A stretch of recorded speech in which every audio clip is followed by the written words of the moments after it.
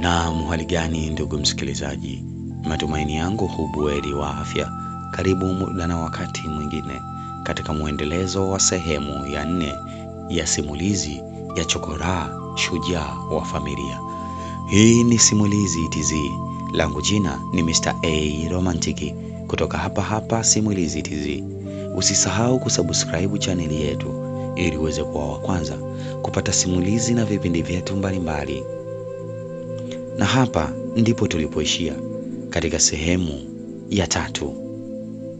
Alipoona mwili ambao alihisi kama anaofahamu, hapo ndipo akaona kwa mara nyingine tena mwisho wa ndoto zake umefika. Na alipochungulia vizuri, alizidi kuchanganyikiwa tena. Kwa uhakika akaona maiti ile. Sasa tusonge katika muendelezo wa sehemu ya 4. Tena kwa uhakika alipojaribu kuchungulia vizuri, akaona maiti ile ya mzee Chale ikiwa imefunikwa na shuka jeupe. Alianguka ghafla. Mmoja wa mafundi alimchukua na kumbembeleza, tena huku akimtuliza kwa huzuni. Baraka alihisi dunia ikiyumba. Mzee Chale alikuwa kama baba yake wa pili, mtu pekee aliyemwamini. Baada ya msiba huo, maisha ya Baraka yalirudi kuwa giza totoro. Bila ulinzi wa mzee Chale, karakana ilifungwa na vijana wengine waliokuwa wakifanya kazi pale walitawanyika. Baraka alirudi kwenye kazi yake ngumu, akichakula machupa tu pekee, tena kwa spidi kubwa, tofauti na muda ule ambapo alikuwa anapata muda wa kwenda kujifunza kwenye karakana, na hatimaye kipindi kile alikuwa ameshaanza kupata $200. Basi aliendelea kubeba taka na kufanya kazi za mizigo sokoni. Siku moja alipokuwa akichakula machupa katika dampo moja, alikutana na kundi la watoto waliokuwa wakicheka na kumdhihaki. Chokoraa! Chokoraa! Waliimba kwa dhihaka. Baraka alijua jina hilo lilimaanisha mtu aliyekuwa mchafu, masikini na asiye na matumaini katika maisha yake. Alijihisi kama dunia nzima inamcheka, lakini hakutaka tena kukata tamaa. Nitathibitisha kwamba mimi si chokoraa bali ni shujaa katika maisha yangu, alijisemea moyoni. Baraka aliamua kujiunga na kikundi cha vijana waliokuwa wakikusanya taka za majumbani na kuzisafirisha dampo. Kazi hiyo ilikuwa ya kudhalilisha. Wateja walimdharau, baadhi wakimrushia maneno makali. Usiguse mlango wangu tena na mikono yako michafu, mama mmoja alimkaripia kwa kejeli. Baraka alizoea hali hiyo. Alipokosa wateja wa kumlipa, alitembea mtaa hadi mtaa, aliokota machupa na mabaki ya vyuma kwa ajili ya kuuza. Siku moja alipokuwa akipakia taka kwenye gari kubwa, mlinzi wa jengo moja alimpiga kwa fimbo mgongoni, akimtuhumu kuwa ameiba chuma chakavu. Acha unyang'anyi, pumbavu we! Mlinzi alifoka. Baraka alijitahidi sana na kujaribu kujitetea, lakini mlinzi huyo alizidi kumshambulia. Siku moja haya yote yatapita. Hakika Mungu atanisaidia, Baraka alijisemea akiwa hoi bintabani chini. Siku zikapita, na siku moja Baraka alipokuwa akisafisha taka katika mtaa wa kifahari, aliokota mfuko mdogo wa kashata uliokuwa umeanguka karibu na jengo la ghorofa. Alipoangalia ndani ya mfuko huo, alikuta bahasha nzito ya kaki. Alipofungua, macho yake yalikutana na minoti ya shilingi 80,000 zikiwa zimepangwa kwa utaratibu. Baraka alisimama kwa mshangao. Kiasi hicho cha pesa kingeweza kumtoa kwenye mateso aliyokuwa nayo, lakini akakumbuka mawaidha ya mzee Chale. Uaminifu ni silaha kubwa zaidi tena kuliko pesa. Alizingatia maneno hayo na kuamua kuulizia mwenye mali hiyo. Baada ya muda mfupi alikutana na mzee mmoja mwenye sura ya huzuni.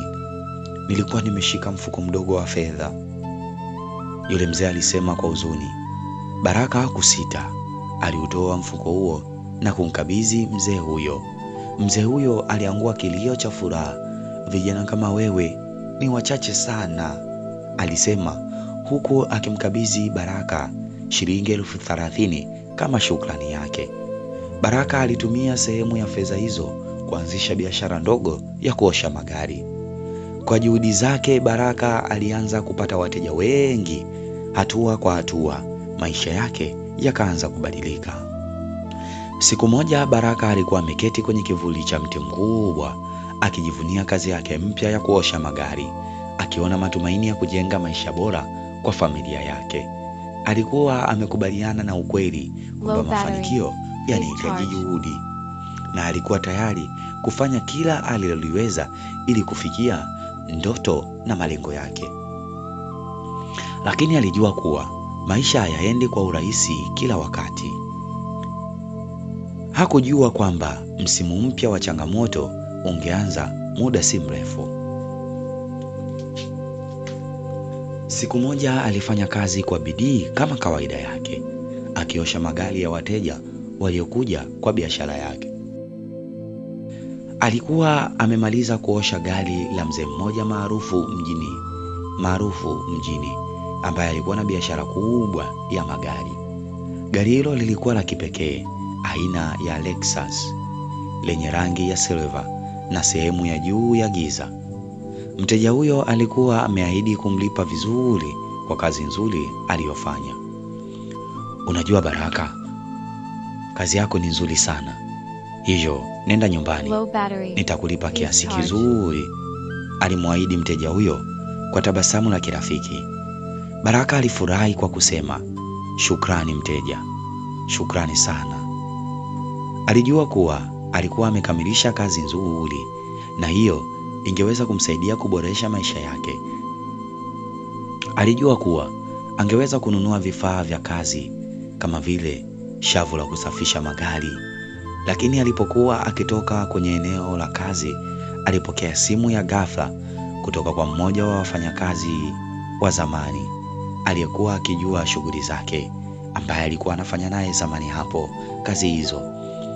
Baraka, nakusikitikia, gari moja limeibiwa. Lilikuwa limewekwa kwenye eneo la hifadhi na sasa halipo tena, alisema rafiki huyo kwa sauti ya wasiwasi. Baraka aliguswa na mshangao. Alijua kuwa mteja huyo alikuwa ni mteja wake na gari lake lilikuwa la kipekee. Hakuelewa gari hilo lilivyopotea tena kwa ghafla.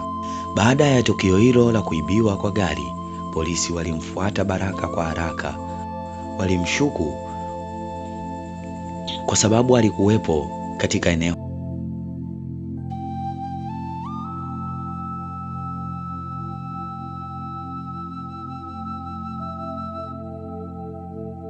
Hii ni sehemu ya 4 ya simulizi hii. Usisahau kusubscribe chaneli yetu ili uweze kuwa wa kwanza kupata simulizi na vipindi vyetu. Langu jina ni Mr. A Romantic. Usikose sehemu ya 5 katika muendelezo uliojaa visa na mikasa anuhai.